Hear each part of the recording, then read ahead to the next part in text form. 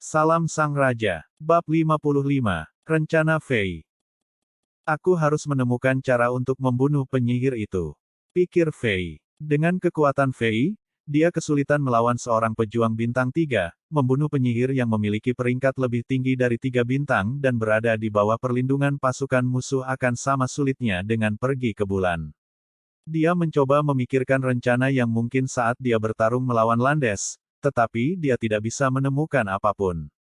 Bahkan jika dia dalam mode barbarian, mode paladin atau mode sorcerer, kekuatan dan kekuatannya tidak bisa melawan penyihir yang mungkin peringkat 4 atau bahkan 5 bintang. Dalam beberapa saat, orang kuat itu mendekat. Mereka ingin melampaui Fei dan memblokir Landes prajurit 3 bintang untuk membantu Fei mundur. Itu tidak bisa ditunda. Fei memutuskan. Dia tahu bahwa waktu sangat ketat. Segala jenis keterlambatan dapat mengakibatkan penghancuran total mereka. Fei tiba-tiba meraung dan memprakarsai Barbarian Hall lagi. Gelombang kekuatan pikiran yang menakutkan menyapu dan menakuti musuh yang mendekat. Setelah mendorong Landes kembali sedikit dengan serangannya, Fei tiba-tiba melompat ke udara. Tangannya memegang kapak dengan kuat dan menabrak seolah ingin memotong gunung menjadi 2. Serangan ini terlalu kuat. Percikan api muncul dari bilah kapak akibat gesekan di udara, seolah-olah sebuah meteorit akan mengenai bumi. Landes terkejut, dia tidak berani melakukan serangan ini. Ledakan. Tiba-tiba, jembatan itu pecah, dan debu serta serpihan batu beterbangan. Seluruh jembatan tampak bergetar. Beberapa batu besar yang melekat di dasar jembatan jatuh ke sungai, dampaknya menciptakan serangkaian kolom air yang meroket. Hahaha, kamu ayam. Seorang prajurit bintang 3 tidak dapat menerima pukulan aku. Fei mengejek Landes. Dia berdiri di jembatan dengan kuat dan mengarahkan ujung kapaknya ke Landes. Pada saat itu, rasanya dia bukan satu-satunya yang berdiri di sana, tetapi ada ribuan pasukan di belakangnya. Kesan yang mendominasi menciptakan perasaan menindas bagi musuh yang siap untuk bergerak. Kembali. Setelah Fei mengejek musuh, ekspresinya berubah dan dia menjabat tangannya. Sejumlah besar kekuatan dikirim dari tangannya, dan dia mendorong kembali orang-orang kuat yang akan melewatinya. Dihadapkan dengan kekuatan fisik seorang barbar, orang-orang kuat itu merasa seperti mereka telah menabrak tembok yang keras dan tersandung ketika mereka dikirim kembali. Sebelum ada yang bisa bereaksi, Fei melompat lagi seperti sebelumnya dan memusatkan kekuatannya dan menebang. Bilah kapak berubah merah lagi di bawah kecepatan tinggi yang menciptakan gesekan di udara. Dengan sensasi terbakar, kapak itu diarahkan ke Landes. Itu memiliki momentum yang tak tertandingi. Di udara, Fei berteriak. Haha, siapa yang berani mengambil ini? Tidak ada yang berani. Termasuk 3 prajurit bintang Landes, semua musuh mundur untuk bersembunyi dari serangan ini. Dalam ribuan musuh, tidak ada yang berani mengambil binatang yang telah membuka formasi Tower Shield Dragonlance. Ketika berhadapan dengan binatang buas yang mengorbankan nyawanya sendiri untuk diambil kemudian, satu-satunya pilihan mereka adalah mundur. Tapi Fei tidak menganggap itu sebagai jawaban. Dia terus-menerus melompat dan menebas musuh, tidak peduli tentang staminanya sama sekali. Dia seperti binatang buas gila, mendorong ke dasar musuh langkah demi langkah. Tidak ada yang berani menghentikannya, bahkan tidak menanggapi tatapannya. Pohon, pohon, pohon, pohon, pohon. Apa? Tidak ada yang berani membawa aku. Petik 2. Hahaha, apakah kalian semua pengecut yang menyembunyikan kepalamu di celanamu?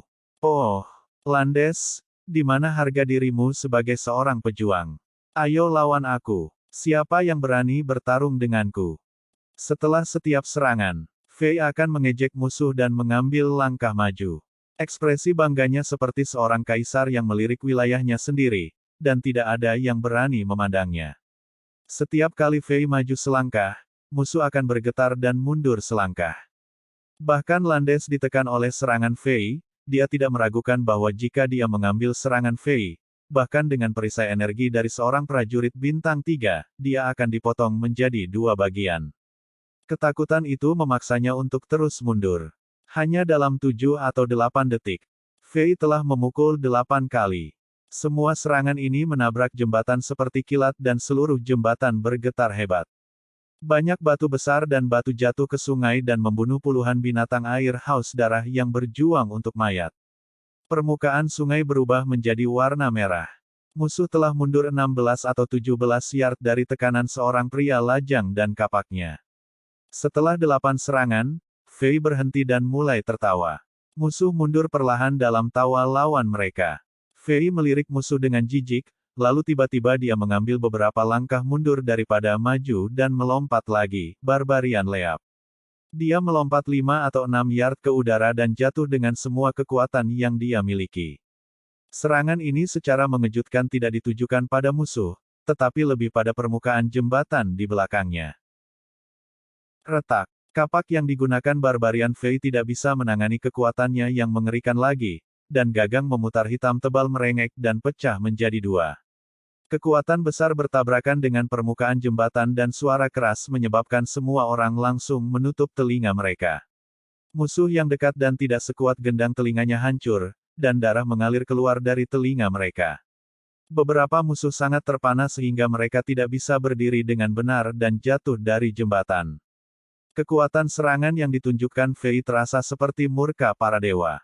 Semua wajah musuh pucat. Setelah keterkejutan itu, banyak orang termasuk Pers tiba-tiba memiliki pertanyaan di benak mereka. Mengapa Alexander berbalik dan menabrak jembatan? Setelah debu dan serpihan batu dibersihkan, semua orang bisa melihat melewati jembatan lagi. Fei berdiri di jembatan dan dadanya naik turun. Itu jelas bahwa setelah serangan putus asa seperti itu, Fei kelelahan. Dia berdiri di sana dengan tenang. Dengan setengah dari pegangan kapak di tangannya, Fei menatap Landes dengan mencibir di wajahnya. Untuk sesaat, keheningan langka menyebar ke seluruh medan perang. Setiap orang bahkan bisa mendengar napas mereka sendiri yang cepat. Tiba-tiba, sesuatu terjadi. Retak. Semua orang mendengar suara kecil. Suara kecil itu selembut rengekan serangga, tapi itu mengenai jantung semua orang sekeras petir. Semua orang tidak bisa tidak panik, mereka terkejut ketika mereka menemukan bahwa retakan seperti jaring laba-laba muncul di bawah kaki Fei.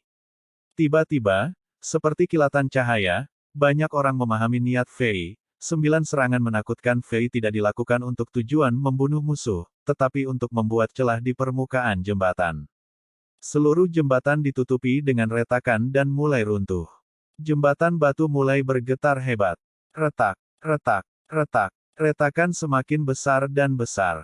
Batuan penyangga besar dan bebatuan pecah dari jembatan dan menabrak sungai Zuli ratusan meter di bawah dan menciptakan riak-riak besar di air. Brengsek. Jembatan akan runtuh. Landes nyaris merobek celananya. Bahkan jika dia tahu apa niat Fei, dia tidak punya waktu untuk menghentikannya. Dia menginjak tanah dengan agresif dan menggunakan energinya untuk mendorong dirinya kembali dengan cepat. Bahkan jika dia adalah seorang prajurit bintang 3, jika dia jatuh ke sungai yang mengalir deras, tidak ada cara baginya untuk bertahan hidup di bawah gigi tajam ribuan binatang air haus darah.